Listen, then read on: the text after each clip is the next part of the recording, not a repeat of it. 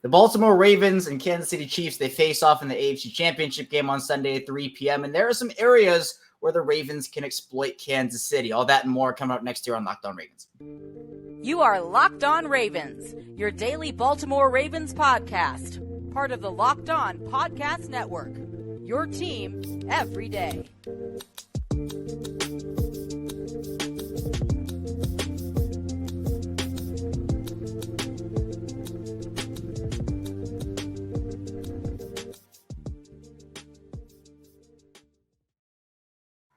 Welcome into another edition of Locked On Ravens, your daily Baltimore Ravens podcast. I'm your host, Kevin Ostreicher from Ravens Wire, coming to you from the Locked On Podcast Network, your team every day. Thanks so much, as always, for being here and making Locked On Ravens your first listen each and every day. Free and available, all podcasts and platforms, so video form on YouTube, audio form wherever you get your shows. Be sure to subscribe to the channel on YouTube. Hit that like button. We actually just hit 6,000 subscribers a couple days ago, so really appreciate all the support. We're going 7,000, 8,000, 9,000, and 10,000. I'm wearing a full cup outfit for a week. I said that the first day I started YouTube, and don't plan on changing that, but when we get to 10,000, we'll revisit it. And also audio form, thank you for your support over there as well. Same show, both audio and video for Ravens news, analysis, updates. And today's episode of Locked On Ravens is brought to you by PrizePicks, the easiest and most exciting way to play daily fantasy sports. Go to prizepicks.com/LockedOnNFL and use code a lowercase LockedOnNFL for a first deposit match up to $100. We have Qadry Ismail back in the building, former Baltimore Ravens wide receiver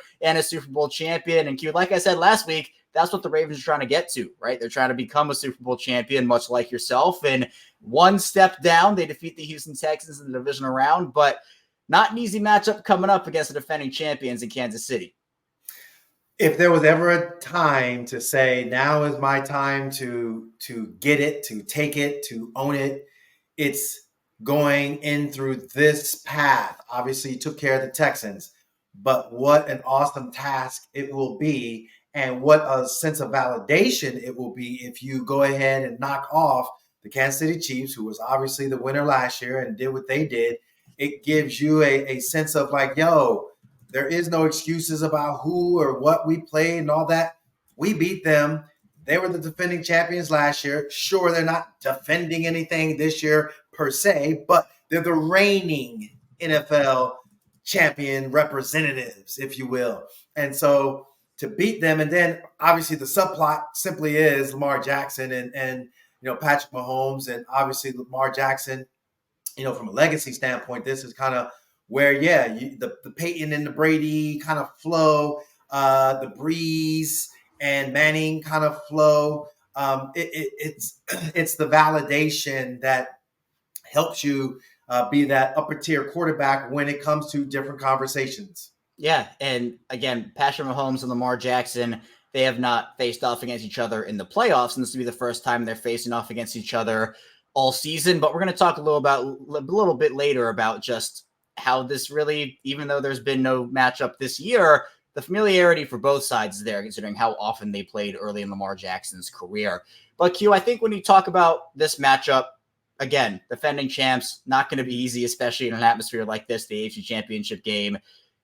Kansas City's had this, I don't really know what to call it. I guess the mood in Kansas City for a lot of other people, maybe outside of Kansas City, is more their offense isn't as explosive than we've seen it. It's kind of a weakness, I guess, for them in a way. But when you have Patrick Mahomes, you have to respect that. Travis Kelce hasn't been the Travis Kelce we have seen over the course of his career, but I do think he's kind of been bogged down by some nagging injuries here and there.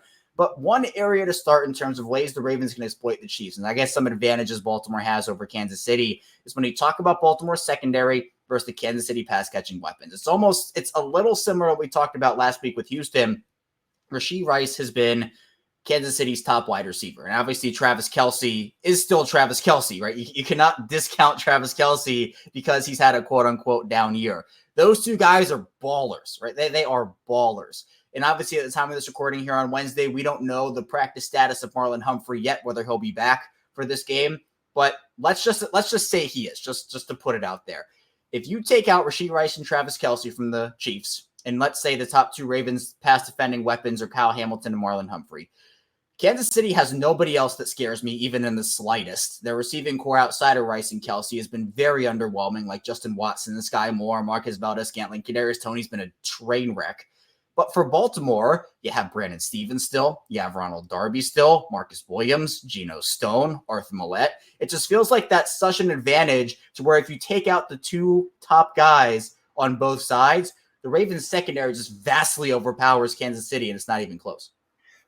It's amazing because as we look at the landscape of the league, it's who can withstand the battle of attrition. And so now here we are, the Final Four. And yes, as you're talking about all the little details, Valdez-Scantling had a horrible year, but he comes up with such a critical catch when they needed it the most in the fourth quarter to push, the Kansas City Chiefs in a good position to kick a field goal. I think it's little plays like that's what tests your mental makeup. And when you're the Ravens, I think that one of the advantages that they have, whether it been the Lions, the Seahawks, Jacksonville, going out to San Francisco, all those at home with Miami. Those are all top level. The Rams, oh my God, pardon me. The Rams is really their true big time test as far as receivers, as far as like communication with one another. What is my point? They're battle tested. And I think that battle tested is going to serve them well. So you don't have a Valdez-Scantling. You don't take him for granted. And you do recognize the power of Rice. You do recognize and respect what Kelsey can do. I think, you know what I mean? Like that's what gives me good feelings and vibes about this Ravens defense. Whatever Mike McDonald's going to cook up, I think that there's a vibe of communication flow that goes within this defense. That is what gives them, as you mentioned all their names, that gives them an advantage. Yeah, and again, these are NFL players, right? You can't take, to your point, right? This is a whole new season, and it really is a 3-week season, or honestly, it's a 1-week season. Every single time you play a playoff game, every week is different than the other one. You're not allowed to have a bad game. If you have a bad game, it's probably your undoing, and you don't get to advance. So you have to respect the fact that, you know what, Valdez-Scantling can make a big catch. Or a guy like Justin Watson, even though he had the drop in the Buffalo game, maybe he comes back. But in terms of talent and how guys are playing, I think Baltimore's secondary, especially if you take out both the top two guys, it's a huge advantage point where they can exploit the Chiefs, in my opinion. But also, Keel, you look at the Chiefs' run defense. And although their defense has been really awesome for most of the season, their pass defense has been spectacular. Their pass rush has been pretty good. Their run defense has been towards the bottom of the league for pretty much the entire season here. Regular season-wise, they ranked 24th against the rush in terms of yards per attempt, giving up 4.5 yards per carry. And they're not necessarily super big. Like they have big guys like Chris Jones and a couple other guys in there as well. But I think with the way Baltimore's offensive line, stepped up over the later part of the regular season, and what we saw from them in the Houston game, especially from Ronnie Stanley, who I want to give some flowers to. I thought Stanley played really, really well against Houston. The way that Baltimore's run the football with Gus Edwards, Justice Hill, now Dalvin Cook in the equation, Kansas City, if they can't stop the run on early downs and they continue to put Baltimore in second and short situations, or they just pick up chain first downs, it could be a long day for them, because then you have to start stacking the box if you're Kansas City. That opens up some play action that the Ravens can run, or maybe they run some options or something along those lines. It's going to be so key for Kansas City to, you don't even have to stop it, just slow it down to an extent, but I'm not sure they can. It's interesting to me because when you look at like Chris Jones, he's such a disruptor. And clearly from a talent aspect of things, like, I love our offensive line. I love the way they've been playing. I love how you and I haven't talked about it, but I know you and I via X talked about it, and obviously other platforms that are Raven-centric talked about it. But Ronnie Stanley and Lamar Jackson, and the way Lamar got into him, I mentioned that in game, like,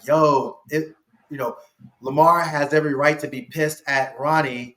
It was awesome because from that point forward, Ronnie was like, let me get my head out my butt and let me go out there and play.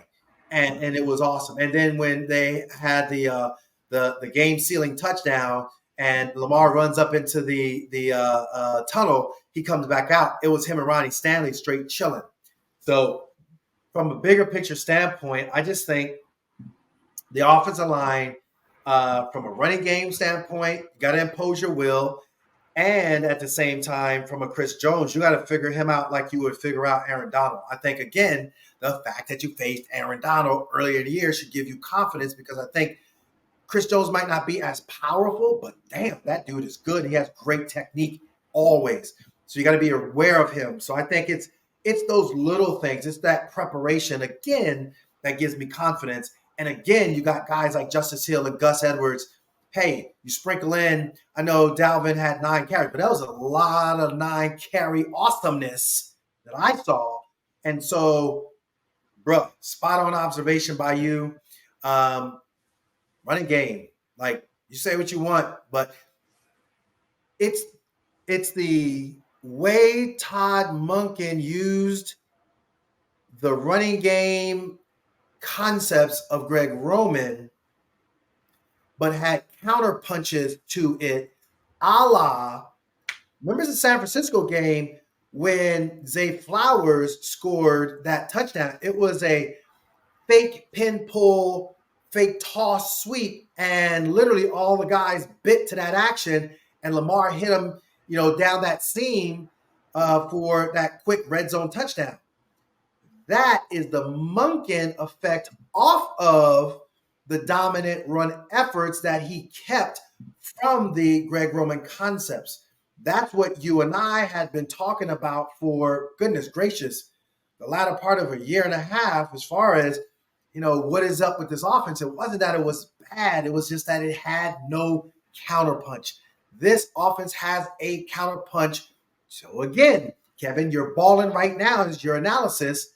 Man, that running of the football and controlling the tempo with counter punches, I think is going to be key for them to get the victory at home. Winning on early downs, and Baltimore did it against Houston. They had almost 200 more rushing yards than Houston did, which is a credit both to the offense and the Ravens defense. So coming up in the second part of the show, we'll keep talking about ways the Ravens can exploit Kansas City in this AFC Championship matchup and a lot more. Stay tuned. Plenty to talk about on Locked On Ravens.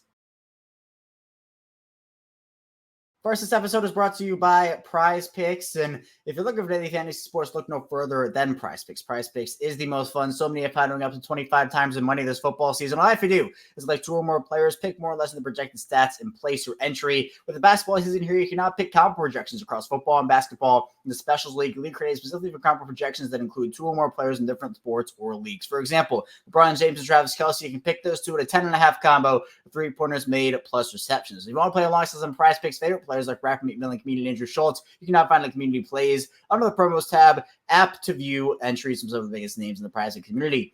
Each week, PrizePicks even offers redeemable policy. Your entries stay in play even if one of your players gets injured. So for football and basketball games, if you have a player who exits the game in the first half and doesn't return in the second, that player is rebooted. PrizePicks is the only daily fantasy sports platform with an injury insurance policy. Go to PrizePicks.com/LockedOnNFL. Use code LockedOnNFL for a first deposit match up to $200. Again, that's PrizePicks.com/LockedOnNFL. Use code LockedOnNFL for a first deposit match up to $100. PrizePicks, daily fantasy sports made easy.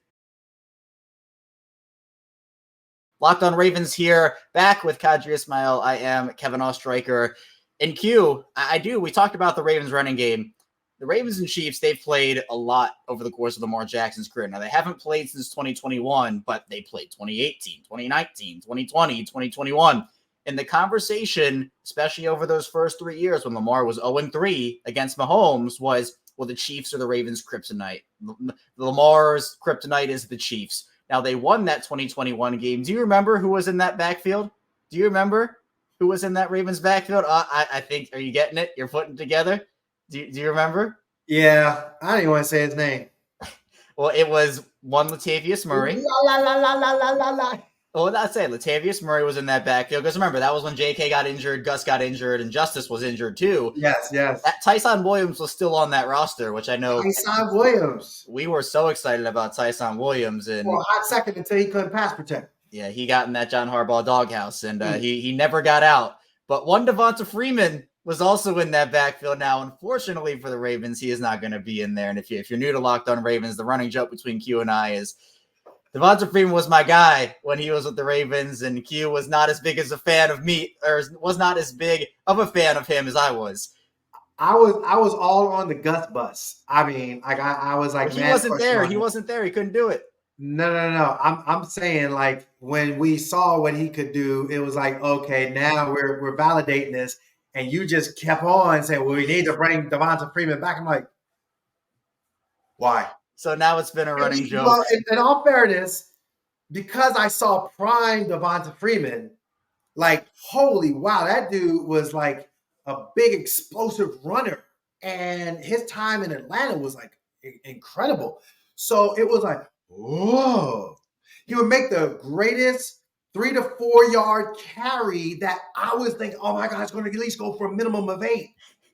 And then all of a sudden it'd just be a 3 or 4 yard carry. Oh, he got 6 yards.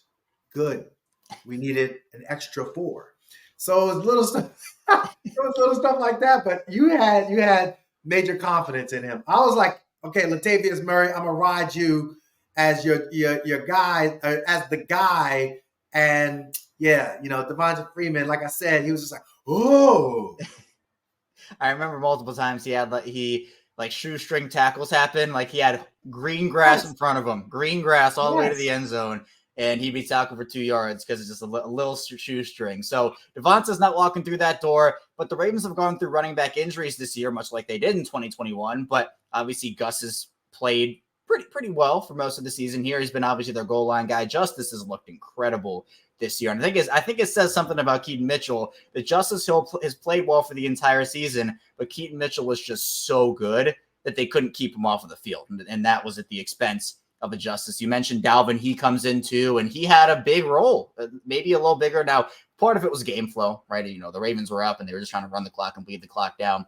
But still, I think when you talk about another area where Baltimore can look to exploit Kansas City, or at least try to get an advantage over Kansas City, you're not going to stop Patrick Mahomes fully. Much like we saw with CJ Stroud. The Ravens stifled that Texans offense for pretty much the entire game, but CJ still made a couple of really nice throws on the run. I was really impressed with some of the Mahomes is going to do the exact same thing. Mahomes, no. Let me interject. Mahomes is going to do better. Well, right. Patrick Queen is going to have to be on his A game, because Pacheco is going to be way better than what's the kid's name that was in the backfield for Houston? Devin Singletary. Say again? Devin Singletary. Thank you. Singletary was nice. Don't get me wrong. I like his game a lot. But Pacheco, like, in the way in which, Pat Mahomes is going to be, like, threading that thing, bro. Like, this ain't where you can just take it for granted. I think, it's going to – Patrick Queen is going to either earn his money, or there are going to be some plays that are going to be given up that he's going to be like, dang it. Now that's not to say he can't adjust. I'm just saying Singletary, was okay. But CJ Stroud, as of right now, in this point in his career, is not the level of a Patrick Mahomes. And that's what I'm saying. Yeah, and you're right, Q. It's CJ and Patrick are two different players. You can't compare the two. You're right. What I meant was they're going to be similar, where Mahomes can get out and run and throw on the run. But we know that Mahomes highlight tape. We've seen that Mahomes highlight tape, and it is very, very long. So you can't slow down. Well, you can slow him down. You can't necessarily stop him. He's still going to get his. But one other key area, I think turnovers. And we've talked about turnovers all year for the Ravens. They struggle with them at times here and there. Fumbling was a big issue early. But for Baltimore compared to Kansas City, the Kansas City defense does not force a ton of turnovers. At least in the regular season, they were 25th in turnover percentage, so they didn't necessarily force a ton of turnovers. Baltimore, on the other hand, was 5th in turnover percentage. And sometimes, Q, a game like this, the AFC Championship, a one and done game, can come down to whoever turns the ball over last, whoever has more turnovers. I think that with Kansas City's defense not really forcing turnovers, and the Ravens, again, we've talked about it all year, if the Ravens play mistake-free football, they're extremely hard, if not impossible to beat. Now, impossible is the wrong word, but again, they're very, very hard to beat. Yeah. So to me, I feel like that's an area Baltimore can exploit, right? If Kansas City turns the ball over once or twice because of that Ravens defense, and the Kansas City can't do it to Baltimore, I think this game could be Baltimore's in that sense because turnovers are such a huge part of the game. In championship games, I'll say it this way. In the divisional round game, I had a chance to pop that back on up and watch Joe Flacco and Peyton Manning go at it. Literally, you had a punt return, you had a kickoff return by Trendon Holiday, and that was 14 points. Outside of that, like, you had a drive. My guy, Brandon Stokely, had a beautiful touchdown catch. But Peyton Manning, like Corey Graham, was in his mind. I mean, he picked sixed him the one time and then had another pick where he just sealed the deal. If you look at the bigger picture of it, that is such a weird anomaly because normally when big plays like that happen, it's like a given that, you know, the team, the special teams that had the return, they're going to win. We saw it in the divisional round this past week where, Stroud hit it through the wind. It kind of died and bam, returner did his job. Kudos to him.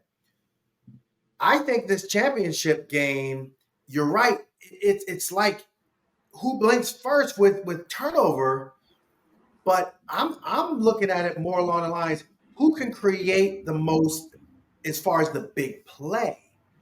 And that big play, to me, that's where it's like, oh, man, where, an Anquan Bolden was just making big play after big play. You saw where, a Terrell Suggs would get a critical turnover or a sack on Tom Brady and a stall a drive. You saw where, heck, Donnell Ellerbe coming underneath a interception because it was a tip by Haloti Ngata. It's that style and that type of effort that's going to be at stake when you're talking about this championship game because honestly, like however many, it was his 6th year or 7th year in a row, something like that Patrick Mahomes is in a championship game. This isn't going to, so I don't care if I'm on the road, so I don't care if it's loud. I'm Patrick Mahomes. Y'all gotta come to me. I don't gotta come to you as far as, just his mindset and moxie. And so that's why I think it's going to be really important. To your point, don't turn the football over, create turnovers, but big plays off of them when they occur, or big plays in general to steal momentum of the game. And we know that the Ravens defense all year has been predicated on you can take the short stuff, you can take the intermediate stuff, but you are not going to beat them deep. And that has been kind of their MO. And at this point, Baltimore and Kansas City, regular season-wise, pretty close in yards per play, both offensively and defensively. But you're right. I 100% agree where it's not about just forcing a turnover. Can you capitalize on those turnovers and make the big plays and put points up on the board? Coming up, though, we're talking a bit about the Lamar and Mahomes matchup, which we have seen plenty of times before, plus expectations not only for the Ravens, but for the city of Baltimore here. For the Ravens, it's their first AFC Championship game in franchise history, first in Baltimore, obviously, since 1971. Stay tuned. A lot to get to here on Locked On Ravens.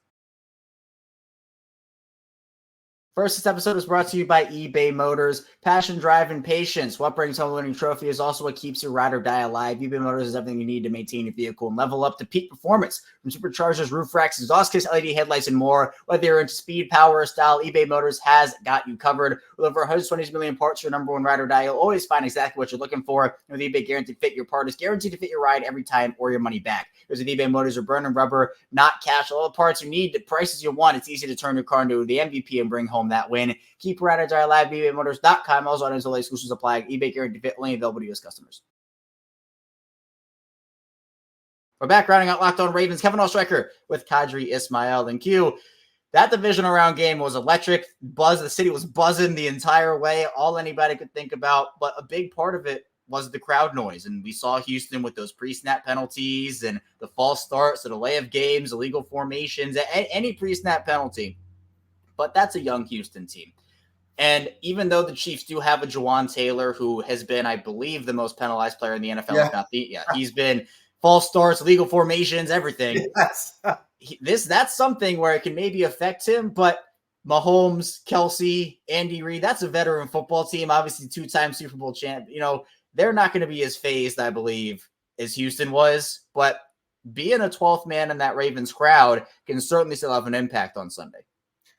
One of the things that I think you see is that if there's a big play and Juwan gets a hold, or there is something going on, and next thing you know, he has a hands to the face, or along those lines, that false start, it can, oh man, we're in 3rd and 1. We're about to, okay, you false started. Or, hey, we need to go for it. We're going to go, hurry. We get into the line of scrimmage and have 4th down to catch the Ravens off sides or off guard, and you jump. Now it's like, dang it, now we got to punt the ball, or now we got to kick the field goal as opposed to, taking the 1st down opportunity and putting up 7. So that's where that comes in. Again, one of the things that I was impressed about was that Houston tried to, pull the old trickery that we saw back with the Patriot days, whether it been the Billy Cundiff year or the year after, where it was not the Super Bowl year, but the year after they met. Didn't they meet each other in the divisional round again? I thought, right? Between who? The Ravens and the Patriots. It was the Ray Rice game where he had that start, and then 2014 is when they met in the divisional round. Okay. Well, the one year where the Ravens were depleted in the secondary. Here's my point. That was 2014, yeah. Okay. And in that 2014 game, the crazy thing about it, they jumped up on the Patriots. What did Josh McDaniel do? Trick plays. 2 of them. Killed it. What I'm saying is, Andy Reid, master of the trick play mindset, you got to be prepared for that trick play mindset and not get lulled to sleep. Period. End of discussion. Yeah, 100% agree. And those trick plays in 2014 still haunt me to this day. I will literally, this hill is the one that I stand on. They would have won the Super Bowl if they had won that game in 2014. Steve Smith would have gotten a ring, and I'm very upset it didn't happen for him, and especially that Ravens team too, because we were talking about 2-time champion Joe Flacco instead of one time, which still crazy to think about how that is. But Q, the city has deserved something like this for a long time. Obviously, we can be realistic in saying the Super Bowl might not be coming to Baltimore anytime soon. So when you're talking about the AFC Championship game, this is the pinnacle, and the Ravens in their franchise history have not hosted an AFC Championship game. It's a big storyline throughout the week.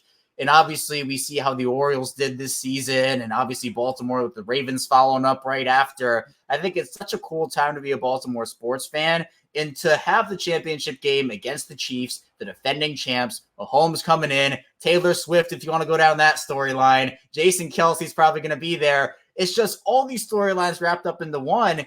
And Baltimore is the city that gets to host it.